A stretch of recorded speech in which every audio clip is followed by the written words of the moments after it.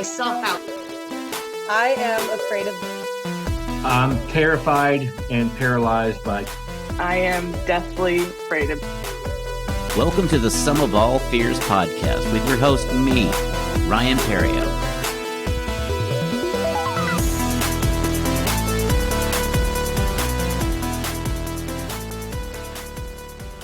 Hello, and welcome to the Sum of All Fears podcast. I'm your host, Ryan Perio.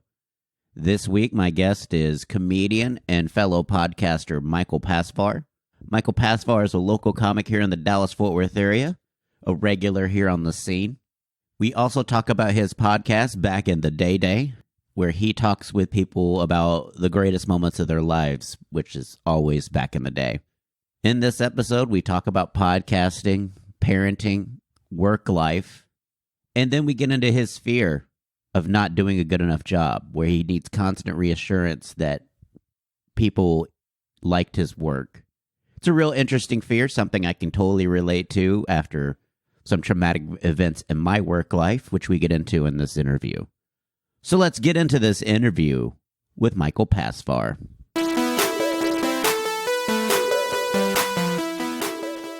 We're here with my friend, comedian, and fellow podcaster, Michael Pasvar. His podcast is called Back in the Day, which he recently released season 1, is probably getting started on season 2 here shortly. Also a juicy jogger, if I remember correctly. He may be more juicy than jogging at this point with this winter weather. Yeah, man. We're staying in and eating right now. No jogging. I gave my air fryer a workout while we were in the freeze. Like, I ate so poorly. I was like, oh, Tyson nuggets. Let's see how this works in an air fryer. Dude, I will go through these phases where I will just crush anything I can. And it's just disgusting. I don't even know how my wife looks at me. I do the same thing. Like, it's like I get so lazy. Like, I'll go home, it's getting late, and I'm like, I don't want to cook. So I'll stop at fast food and get fast food late at night, and I'm just like, this is going to be such a horrible ordeal the rest of the night, because it's always spicy. Like, I'm at an age now where spicy is now really pushing the limits of what your body can take anymore. Do you do the thing where at the end of like a late show on the way home, like eat some random fast food on the way home? If I can, yes. Like, there are nights where I'll do that. Other nights I'll try to go to Delat or like Velvet Taco or something like that if they're open. Man, I do that sometimes, and like, I don't know what's worse, the way I feel the next morning or the smell that my car has. Like, it's like, I don't know why, but those late night eating in my car on the way home from a gig is like the worst smell the next day. What kind of car do you have?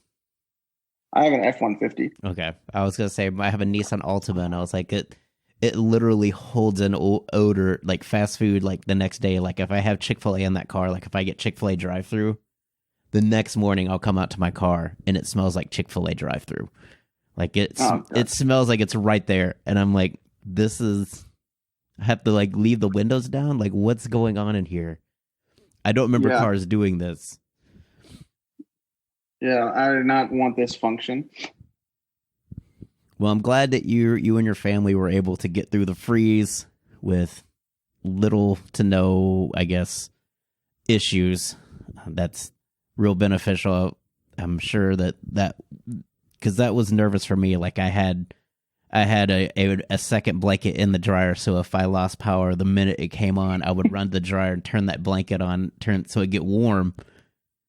And I had we were trying to follow all like the guidelines from like the energy company. They're like, hey, stay at 64 degrees with your heater. And so it was cold in our house, but I can't imagine people. So we were 64 degrees and we were freezing. I can't imagine how people felt that where it was 25, 30 degrees. I don't know how they functioned. They probably didn't. They just like huddled under a blanket, because I don't know if I have enough blankets for 38 degrees. No, not at all. There's not enough blankets in the world for that. Just to sit idly. Yeah. in 38-degree weather. And nothing on TV. Like all you have are books and candles. Yeah. You have I got it. no power whatsoever. No. But the funny thing though that I thought about that is I noticed like how many people were capable to get on Facebook to complain about not having power. Oh yeah.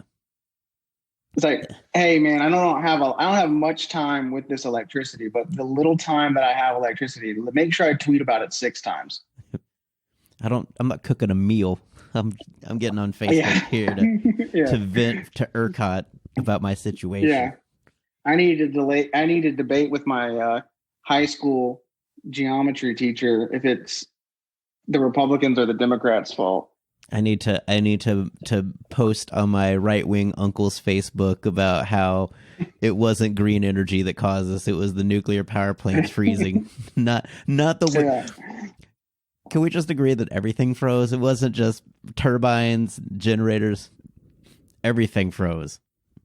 Yeah, it was an interesting way to like, let's politicize every single thing. So you just did finish your first season of your podcast. How did that feel like turning from comedian to podcaster for you? Man, I really enjoyed it. Like it was a lot of fun just to interview different people. I like hearing people's stories. I really like telling stories. Like I like to tell stories from my past and stuff like that. So I really enjoyed hearing a bunch of different people's stories that I'd never heard from. Right. So it was a lot, man. I really enjoyed it. That because it's such a fun concept. It's basically the back in the day. So it's basically tales from when we were all younger, when our glory days, since we've clearly peaked. Yeah. Clearly peaked at some point. Yeah, so I talked to people just kind of about like kind of how they became the person they are today. And then we talk about like them growing up, the different ways that they grew up, and then I have them tell me a story from their past. And so each season I have a different theme. So season 1 was people telling me their favorite or greatest athletic achievement. And so it could have been a story from, maybe they were a high school state champion, right? It could have been something like that cool. Or it could have been something as lame as I got a strikeout when I was in 3rd grade, right? And like we just dissect that story and dive into it and talk about like we had one person that didn't even have an athletic story. So they told us that they stole when they were like 14 or something, their friend stole a PlayStation from Blockbuster and they had to outrun the Blockbuster manager like for like 2 miles. And that was their greatest athletic achievement. Also probably their great, also just greatest illegal achievement as well. Like, yeah. I can't imagine just that still would have been a great story if they were caught. Like even if the Blockbuster manager did catch them, like I feel like that'd still be an athletic achievement to like how far did you get? 20 yards. No, it's funny. Yeah, he goes, it was miles, man. I mean, it was a long way that we ran. And I was like, the funny thing to me about it is that I don't know if you remember those. Remember they came in those like those like plastic briefcases? Yeah. Do you remember that? Yeah. Yeah. So like they came in those massive like security briefcases. So it was in that briefcase still. So I don't even know if the kid even was able to ever unlock it. Because I'm sure he doesn't have the tools to unlock that thing. No, that would have been amazing. People thought that was probably a movie since nobody offered to even try to help stop the kid. I think there's a comedian, Kirk Fox, who has a bit about that. Like it's like he was like trying to be a police officer. Can you chase him for 4 miles? No. He's like, after mile 1, if you're still ahead of me, you deserve to be free. Dude, I used to work the door at Hyenas Dallas when it was first open. Mm-hmm. And every now and then you would have people that would try to walk the tab or whatever. And I remember, how that, if you go certain ways in that parking lot across from the dart rail, it's really dark over there, right? You know what I mean? Oh, yeah. And it's 10:30 at night. And I remember the manager at the time one day was like, you got to chase them if they make it all the way to that thing. And I was like, I mean, can I just pay the tab? Like I'm not, can I personally pay the tab? Because I'm not chasing someone across a train station. I feel like somebody was going to try to rob me at some point from on that side one time, because they're real suspicious. Like they would only walk. They were ahead of me, then they stopped until I was ahead of them. Then they started walking again. And luckily, Really? I was parked close by, so as soon as I got to my car, like I keyless entry and got in, and like he walked, and then he started walking back the other way, he had no reason. Oh, I forgot I didn't drive today, so then he walked back to the bus station, and I was like, yeah, you were just hoping that I was just a little bit further in, so that you could like hold. Yeah. Yeah. Dude, there was one weekend that I worked there, and I don't remember who it was. A female that was featuring. She's in LA now. She was a Dallas comic for a while. Christina, maybe Lopez. Christina Lopez, yeah. Yeah. And they broke into her. They shattered her window and stole her GPS. Someone did off of that, and we had to help her like clean it up and stuff. Wow. I was like, that's terrifying. Well, only if you are that bad with directions, like they just know that you can't drive anywhere now. Or just think the difference of like 10 years ago, someone taking a GPS. Now if you like saw a GPS in someone's car, you're like, hey, I feel bad for you, man. You still have a GPS, you can keep that. That's somebody that's old and just doesn't want to use their phone. Sometimes I'm like that too, though. I mean, some of these like iPhone directions, and it's like, can you not talk anymore? Can you just kind of tell me? Can you just give me can we just choose what kind of directions I need? Can there be just broad as possible directions? Like, here's the overview of where you're going to go, instead of every 2 seconds just interrupting my song to tell me I'm just a half a mile closer. You're going to merge in a little bit. Hey, the merge is going to happen. Yeah. Like, is there not something you could just pop up on your phone that says done it, and let them know that you're already in the lane you need to be and you're turning left? Yeah, for sure, man. So have you started season 2 recording yet, or is that? Not yet. I'm trying to figure out when we'll start recording. It's probably going to be here in the next month or so, and hopefully season 2 will be out springtime. Yeah, I had taken a hiatus because I had up to like upwards of 30 recordings, and I'm like, well, I don't want to keep taking people on and telling them, oh, it's probably gonna be like 6 or 8 months before your podcast airs. And so, well, that's kind of. Go ahead. I was just like, let me just give them like a 6 or 7 week timetable. Let me get it down to like 5 or 6 weeks. So I just kind of steadily just pumped them out. Dude, that's kind of how mine. So I release mine every other week. Mm-hmm. But what I did was I recorded all of them in like a 4 or 5 week span. Yeah. So I had all of them done by October, something like mid-October, and my last episode released February 1st. So that one that I released February 1st, I recorded like mid-October. Yeah. You know what I mean? So it was interesting to go back and just see the dated references we were discussing at that point. Like, man, it's 100 degrees. This pandemic's just never gonna end. And so we've got all this stuff that's passed, and yeah. But that's good. I'm glad that you've gotten all the way through a season. I like to just keep mine just going a constant flow, because I'm always afraid, like, if I do a season, then I'm gonna end up putting it on the back burner, and I don't want to do it. Because it is kind of fun. It's it's not comedy per se for me. It's a different conversation, getting to know people about things about them that I never would have thought I would know. Yeah, for sure. It's definitely fun, man. It's definitely fun just to have that conversation. And like, I think that's cool. So you're doing it. Yours comes out weekly, correct? Yes. Yeah. That's a grind. Yeah, I've just we're next week will be my 6th month. I've done it every week for 6 months, and so Sweet, dude. Congratulations. thank you. It'll be your producer Travis Wright will be my Oh man. his fear of severe weather, which is really Oh, and he just had to deal with it last week, right? yeah. But it's like the thunderstorms. Like he will message me now. Like every time like we have like one of those thunderstorm like Pete Delkus red radar things coming through. He's like, and then the anxiety hits because apparently he was in like he doesn't know if it was a tornado or if it was one of those microbursts, but it ruined his house and. Because it like the HOA wouldn't help pay for it and everything, and it was a big ordeal. Like every time now he's afraid of that experience. Dude, people that are scared of those type of storms, it's a legit fear. I work in Las Colinas.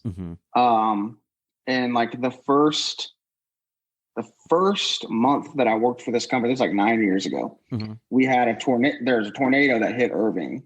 Okay. And so we had to kind of go down because we're on the 3rd floor. So we went down to the 1st floor, which is actually kind of a basement, the way our buildings works. Yeah. And so we were down there and there was these 2 people that are both terrified of storms. I've never seen an adult hyperventilate like that. Yeah. I remember that because I live and work in Las Colinas. Well, for the time being, State Farm had a building, or my work had a building over here off of Regent and Beltline behind the Starbucks and Jimmy John's. And so we were in there, and I went home for lunch because I live at MacArthur and 114. So I can literally at times I would drive home, eat lunch, then get in my car and drive back. Well, it was the weather, and I'm like, well, let me go back. If the tornado sirens had just like a half hour sooner, I could have just parked my car like underneath my protective things here and not got hail damage or anything. I could have just left it because that's basically what happened. Is I went back to work. We don't have covered parking. All of a sudden, the tornado sirens went off, and my car got hail damage galore. That must have been probably the same storm. Yeah. Because I'm at MacArthur and Walnut Hill is where my office is. So. Oh, so you're kind of in that. You're in that same building, but that's close to where I live. Like I literally live like at the top, like where the Taco Bell and the Cool River Cafe, like in those that big cul-de-sac of apartments. I know what you're talking about. I won't say the name of it. That's what I do is I find people apartments for a living. Yeah. So I know exactly which apartment you live at. Yeah, well, that sounds very stalkerish. But I was telling someone a story that what I'll do sometimes with some of my friends on purpose, like when they like bring someone that we don't know around, I'll have a conversation with them and I'll ask them like real in-depth questions about where they live, and I'll do it on purpose so like you can see them starting to get a little like uncomfortable, you know. And like one of my friends, I've done it to like 3 or 4 different girls that he's dated, and he'll finally be like, just tell him what you do for a living. Like stop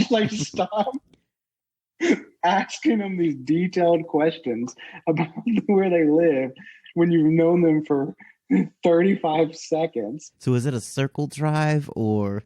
That's the building with the stucco, right? Y'all overlook kind of this thing. But yeah, we had somebody in the weather here fall through the ice because there's a park and some lady was trying to take pictures and she fell on the ice like on Thursday. Like right as it's starting to melt. Because people were walking out on the water, and I'm like, you guys are insane. I was like, I would not even dare. No, it has not been that cold long enough for you to walk out on ponds. Some people have, because there were some people that drew penises in the snow on top of the ice in the pond that I took pictures of on Facebook. I thought was hilarious. It's like, well, that's worth risking your life for. Yeah, for that prank. Yeah, just to do that because no one's gonna go out there and try to scrub it away. Yeah, that's hilarious, man. So your fear, since I do a podcast about fears, is very interesting. You have a fear of people not appreciating the work you do. Like you constantly feel insecure about things you do, and that you need people to reassure you. Yes. I don't know if it's like an acceptance thing or a reassurance, but yeah. dude, I have to like it's over stupid things too, and it's not logical. Something will go completely well, and if you send me a text and you're like, "Hey man, thanks for inviting us out. I had a really good time." I'll be like, "Oh, no problem. But did you have a good time?" And you're like, I just told you I had a good time. I mean, I know you said you had a good time, but really, just let me know. If you didn't have a good time, I can understand. I'll understand. I'll do better. Which has got to, because you said you work for apartment service and stuff like that, so you work for apartment locators. That's gotta come from that somewhere. Is that people as a job of locating apartments? Is that what you do, or? Yeah, so I do the sales aspect of it, like partly, but I run our sales development department. Mm-hmm. So a very small portion of my day is still the sales aspect of it, where I help people out and find an apartment. But the majority of it is me coaching agents and stuff like that. I just wonder if it's just that face-to-face interaction, just you wanting to make sure that we're on the same page and that you're not getting your hopes up for something, that you're like too excited about the work you do. Like you just want to make sure, okay, we're on the same page. Like, does it follow you at home too? Like, do you ask your wife if you do a good job? Oh yeah. It's a constant, it's an issue, man. Like I'll be like, get her a gift or something, and she'll say, "Thanks so much for this." And it's like 6 hours later, I'm like, "You like that shirt, right?" But yeah, I told you I liked the shirt. I don't know what else it is that you want me to tell you. Or even she'll compliment me. Like I'll come out of the living room, like about to like go somewhere. And she's like, I like that jacket. It looks really good on you. And I was like, "Oh, thanks." And like before I'm about to leave, I'm like, "This jacket, it looks good." She's like, "Yeah, I told you that unprompted. Like you didn't even have to ask me. I like the jacket. It looks good on you." You're going to be so fun when your daughter's old enough to date and you're asking her dates if you like you like me, right? You think I'm a cool dad, right? We're cool, right? Like just asking but me and you, we're cool though, right? You're the needy one in the relationship. Yeah. It's like, I can't date you anymore. Why? Your dad really creeps me out. I don't have enough in me to make your dad feel good about himself.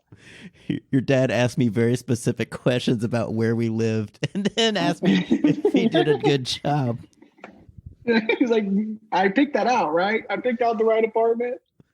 I can't imagine being an apartment locator either, though. That seems like such a, well, I guess, I don't know if it's as bad as real estate, where it's like, we have a budget of this, but we want these amenities. Oh, that's what it is, 100%. So it's even to the certain extent more, because now, man, like apartment rent is just as expensive as a mortgage. So you'll hear, a lot of times people are not wanting to buy a house because they're trying to save money. And then you have to break it to them and be like, yeah, you're not actually going to save any money.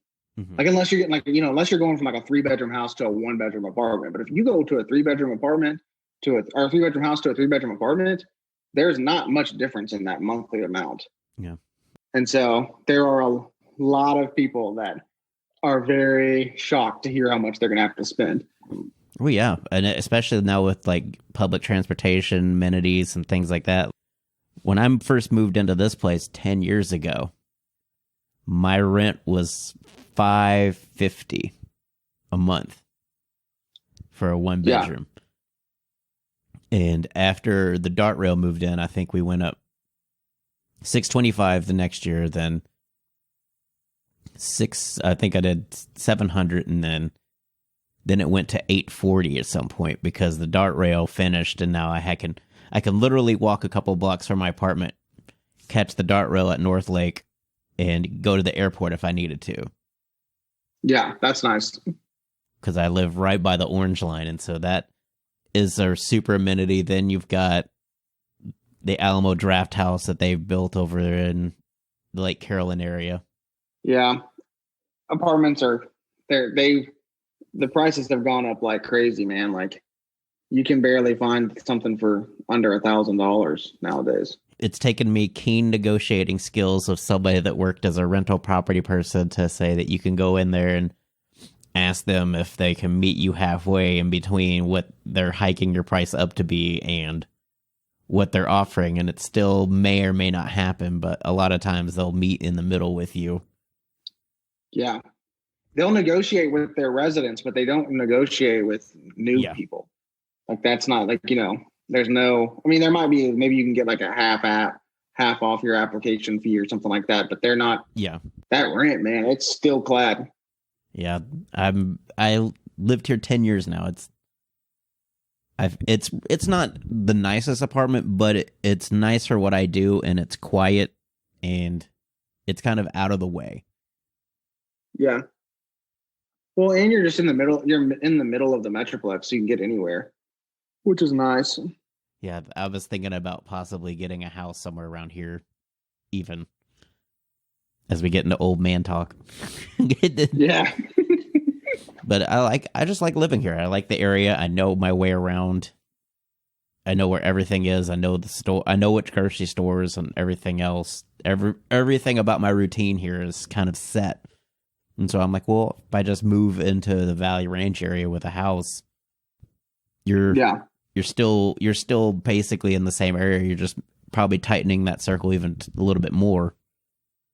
Yeah, for sure.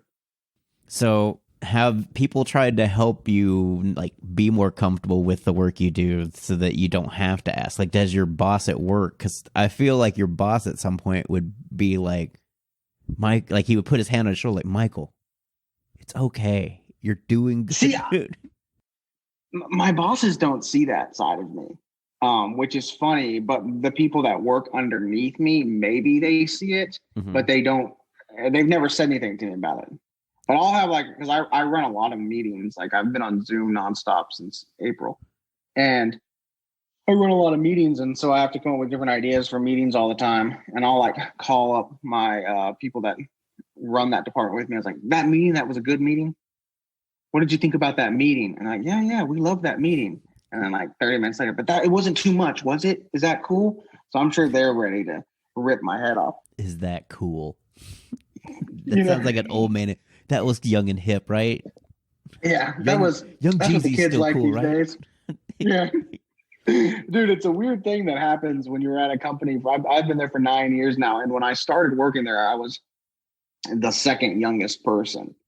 So there's still a good amount of people that are older than me, but I'm slowly becoming one of the older people. Like we've hired all these new people that were the age that I was when I started. So early mid 20s. And I feel so old. They'll say things to me and I'm like, I don't know what that means. I'm sorry. You're going to have to explain to me the words you just told me. Because those have a different meaning than what I think you're saying. Like they'll send me an email and they'll put some acronym and I have to Google the acronym because I have no idea what they just said to me. YU or WYD, like what you doing? Yeah. What you doing? Or I got a TYSM one time and I was like, what the heck does that mean? And I Googled it and it was like, thank you so much. And I was like, I guess that makes sense, but just type it out, kids. Well, or at least just have some reference point. There's another comic named Jonathan Jones. I don't know if you know JJ. Do you know Jonathan? Kind of looks. Yeah, I think he has a very interesting. What he does is he wrote a paper on this being the first time that 3 generations all work together. So it's like having a Generation X or a baby boomer boss, Generation X, millennials, all and Generation Y all in the same workplace. Like how that all works. And so companies pay him to come out and speak about that. Oh, really? Yeah. That's really interesting. Yeah, it's fascinating. I'm like, it's got to be hard because they're old people like myself and, the old workhorses, they're all production based. You would just show us, oh, I'm doing good. Okay, there's my numbers. I'm doing well. Cool. Now it's like you have to, so what are your plans for this career? Like you have to give them, you have to have goals and all these different emotional things that. Oh yeah, dude.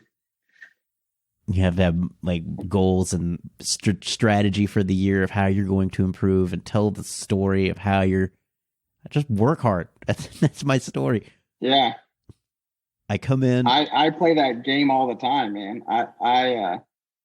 That's actually the series that I just did this past month, where it was, because I'll do like different stuff where I switch it up to where my meetings are, sometimes they're based off of like, this is how you need to do the job.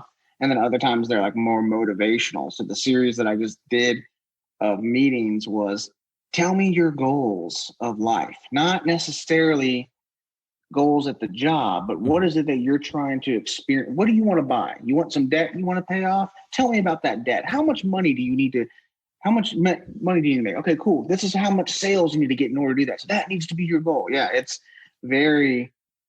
How much have you lost in gambling? Yeah. How much is that alimony check you're paying off? Yes.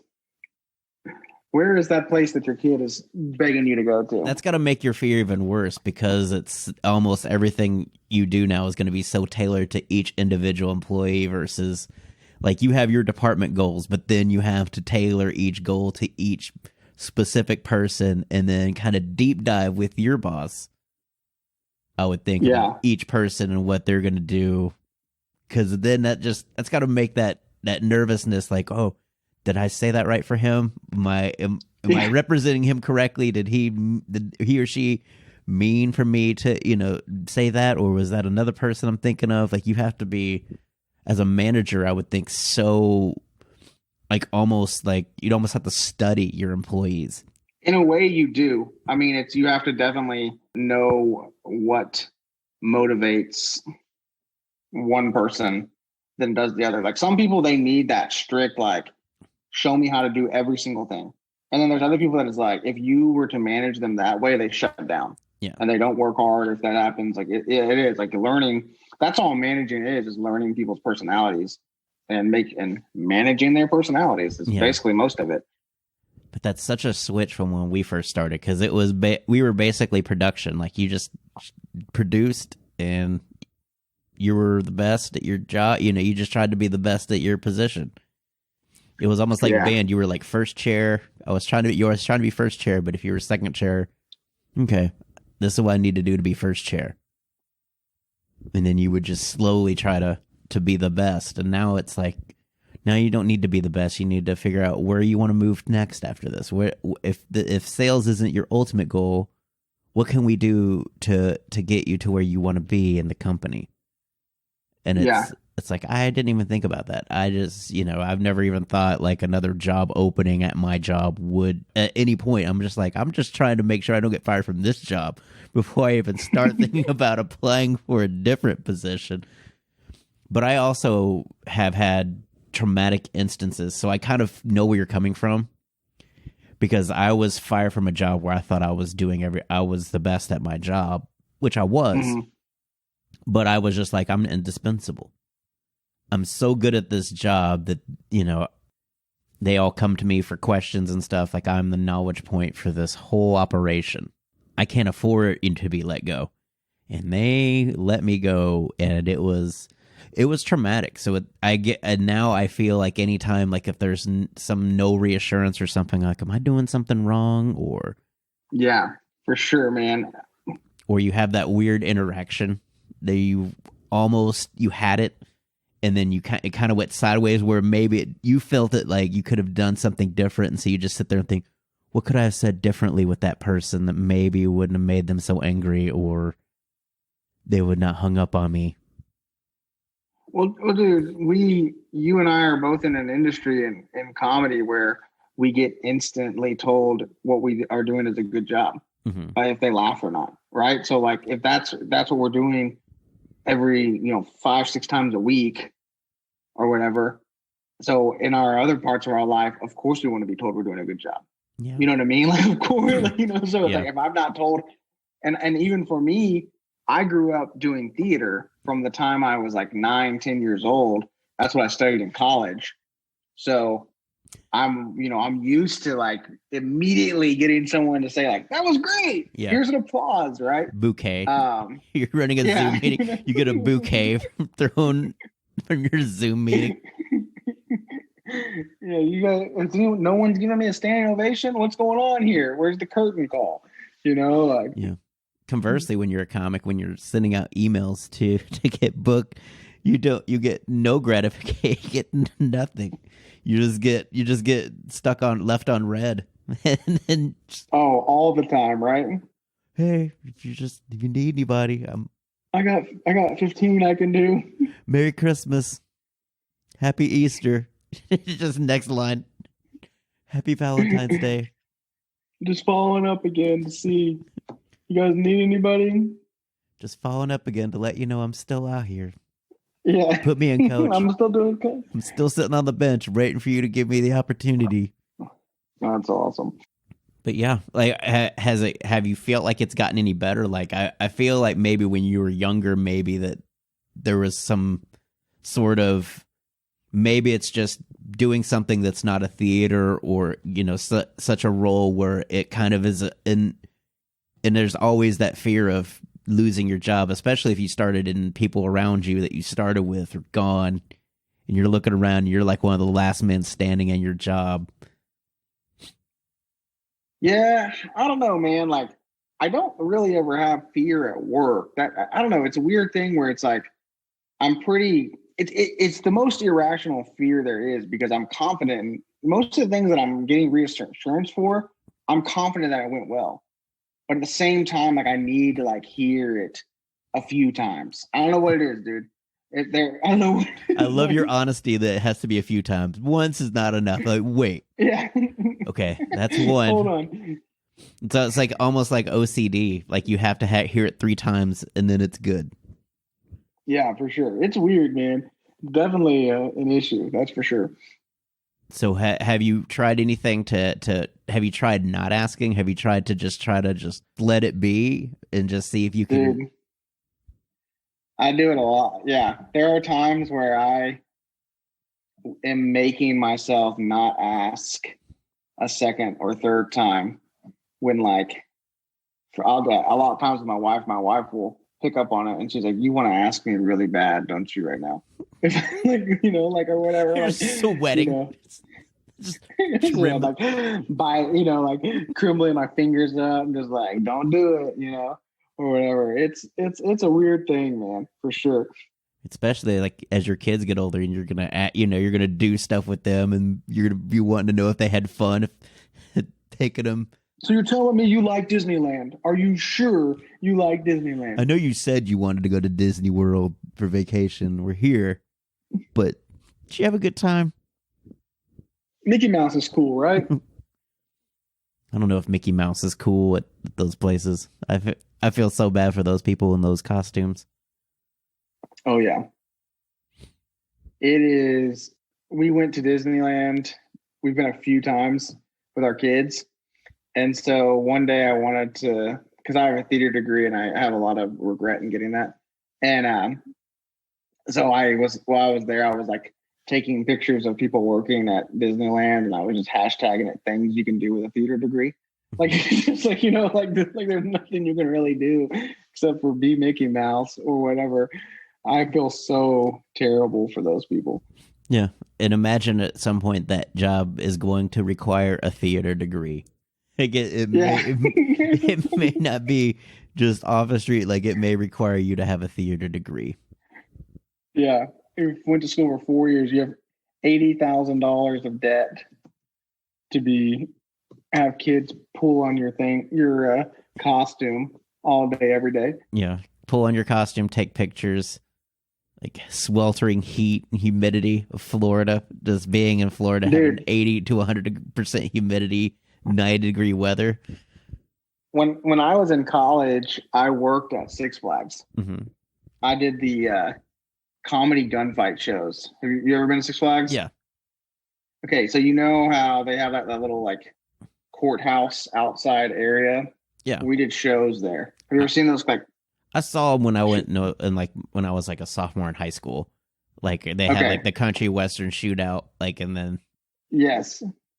So I did that for 2 summers. We did 6 shows a day and they're all outside, but the shows were fun, right? I mean, that's what I like doing. I like to perform, but in between the shows, they would make 2 of us stand outside at all times on the street of Six Flags and interact with the guest. And all day, people would just come and take pictures with you. Like, what do you want a picture of me? Like, why do you want a picture of this random? Because it wasn't like I was playing like John Wayne or something. Like I wasn't like playing like a stock character. I was just random guy in a cowboy outfit. Random cowboy dude. Me and random cowboy dude.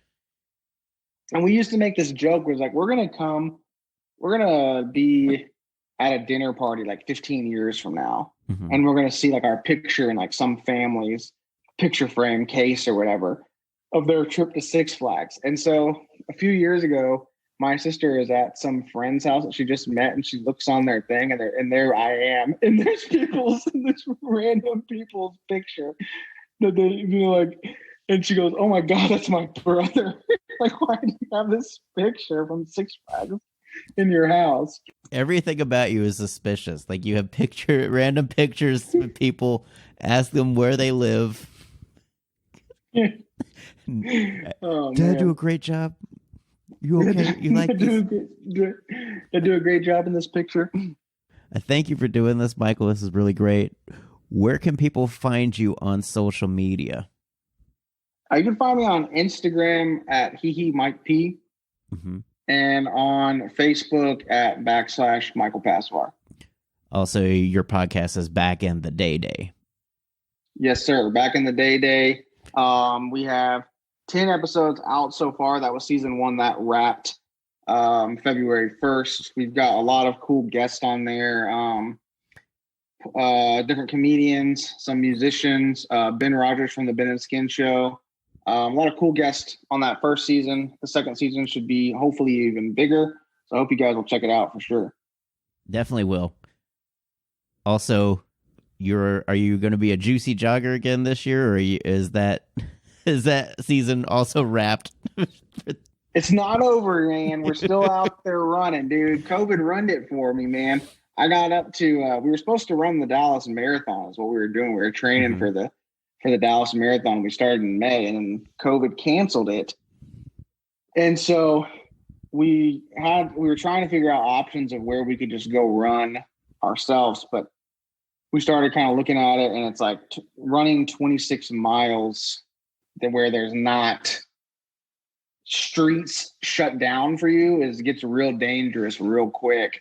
The most I ran was 20 miles. That was a interesting day, dude. That was a long day. I want to know how you map that out, because I would feel like you want to map that to where when you're getting around 18, 19, 20, that you're really close to home, so that like you can, when you bow out, you can be like, okay, just limp it, just make it just a little bit further to the house, because you don't want to be 20 miles out from the house. This is what I did.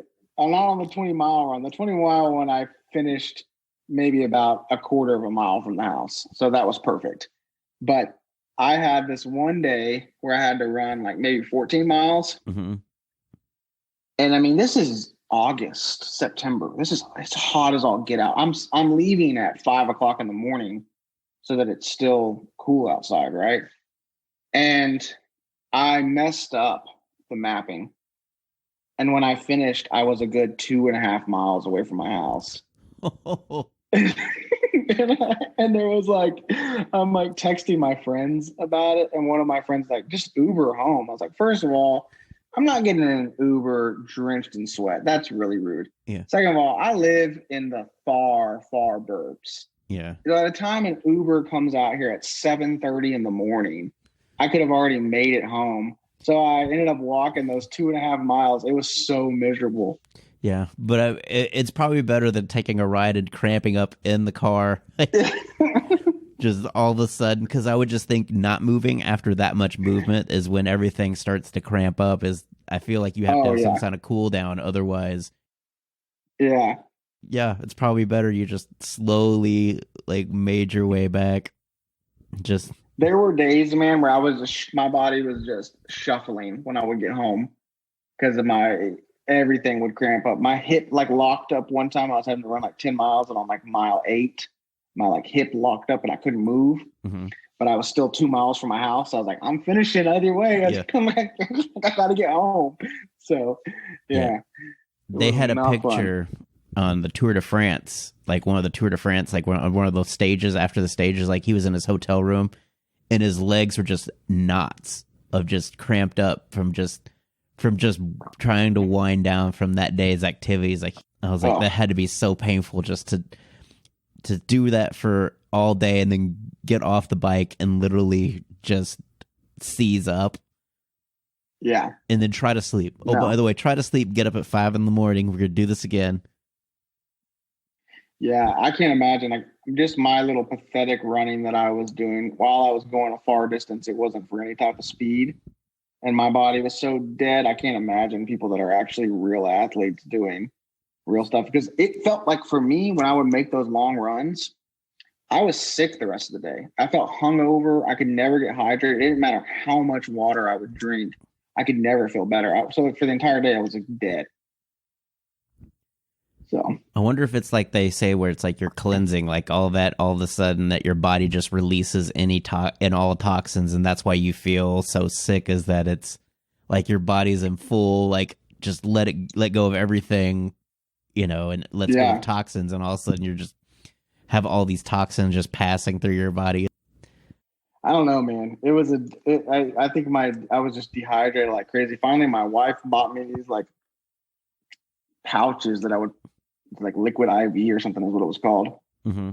So I'd drink that the night before and then I'd drink it immediately after. And that finally made me not be, dude, it felt like I was hungover, sick, stomach pains, cramp. It was like, why am I doing this? I'm not even losing weight. Yeah. What's the point of this? Where's the benefit? Yeah, what am I doing to myself? I don't know if you watch Sebastian Maniscalco on Netflix at all? I haven't seen the new one. I haven't seen the new one. Did you see the one where he had the blue jacket where he's talking about being at the gym and running on the treadmill? Yeah. And the guy had like a backpack of water. He's on the treadmill. Oh man. That's how I picture you. Which just but I would never run on a treadmill to that distance. Like I would walk on a treadmill, but I'll never run. I tried to jog on a treadmill one time and my knees felt so bad afterwards. Like it felt like I had just like jumped up and down on concrete for like 4 hours straight. Like it just didn't feel right. Yeah. It just got too much give. So I feel like it gives under your feet at the same time your knees are also trying to shoulder weight, and so it doesn't feel stable. It has that little bit of give, so you have this little wiggle. Yeah, it's definitely Well, thank you for doing this, Mike. Look forward to seeing you out either jogging or at comedy. Of course, man. You did a good job. Thanks for having me on. You did a good job. Thanks. But you enjoyed me as a guest, right? Yes, I did. Thank you, Mike.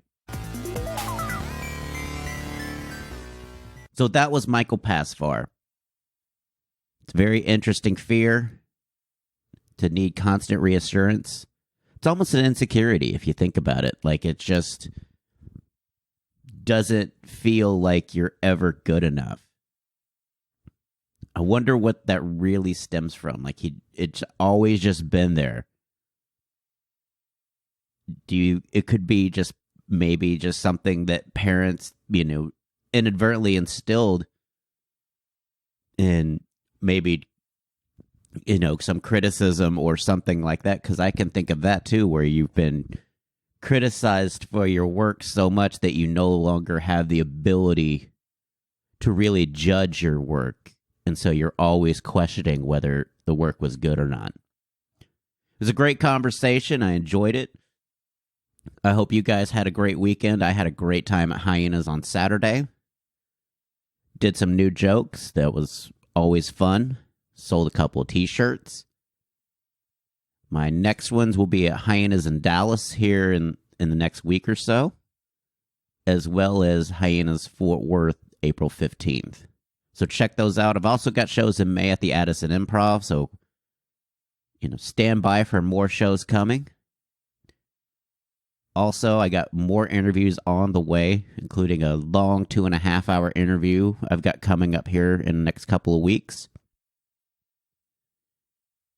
It's been a great time so far. It's great weather. I've been kind of getting my gardening game back in style. My porch has kind of been redone.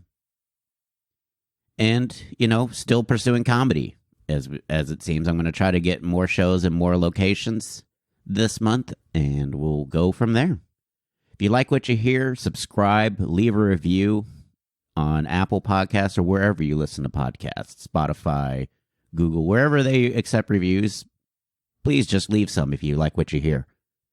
If you want to give me some feedback, you can email me at somefearfans, SOMEFEARFANS @gmail.com. I'll take your emails there. And thanks for listening. Have a great week. And now some thank yous for the folks that make this show possible. Thanks to Barry Whitewater for my art and graphics.